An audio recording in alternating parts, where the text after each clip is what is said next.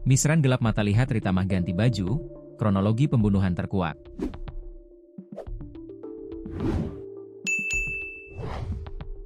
Kronologi pembunuhan yang dilakukan Misran alias Fran, 40, terhadap Ritamah terkuak. Pelaku gelap mata melihat korban ganti baju dalam kamar bedeng. Hal tersebut memicu Misran ingin melakukan tindakan asusila terhadap Ritamah. Pelaku pun langsung menyampaikan keinginannya terhadap korban. Sayangnya, Misran mendapat penolakan dari Ritamah.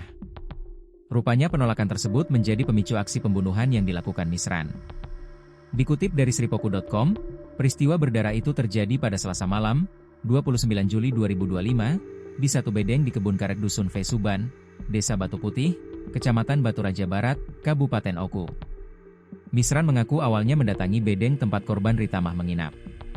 Saat itu, ia melihat korban sedang berganti pakaian dan timbul niat untuk melakukan tindakan asusila. Namun, Ritamah menolak dan mengancam akan melaporkan perbuatan pelaku ke keluarganya.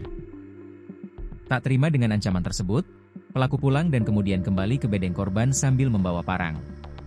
Di lokasi, Misran langsung membacok Ritamah berkali-kali, terutama di bagian leher dan tubuh korban.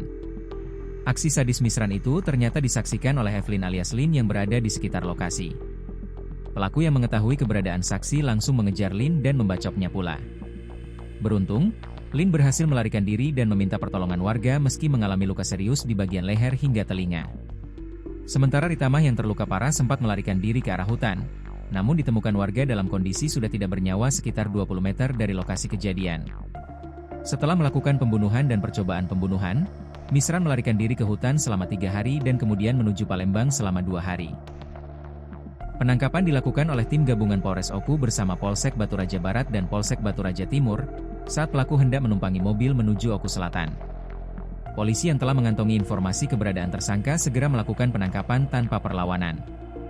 Kapolres Oku AKBP Endro Aribowo SIK MEP dalam konferensi pers, Senin, 4 Agustus 2025, menyampaikan bahwa Misran dijerat dengan pasal 338 dan 351 KUHP tentang pembunuhan dan penganiayaan berat.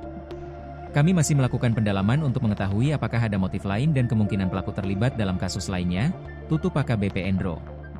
Kini, pelaku ditahan di Mapolres Oku dan menunggu proses hukum lebih lanjut. Pihak kepolisian juga masih mendalami kemungkinan penerapan pasal tambahan, tergantung hasil penyidikan lebih lanjut. Barang bukti seperti sarung parang yang digunakan pelaku telah diamankan. Sementara senjatanya sendiri menurut pengakuan pelaku telah dibuang ke Sungai Ogan, ujar Kapolres. Selain itu, polisi juga mengamankan beberapa potong pakaian milik korban yang dikenakan saat kejadian tragis itu berlangsung.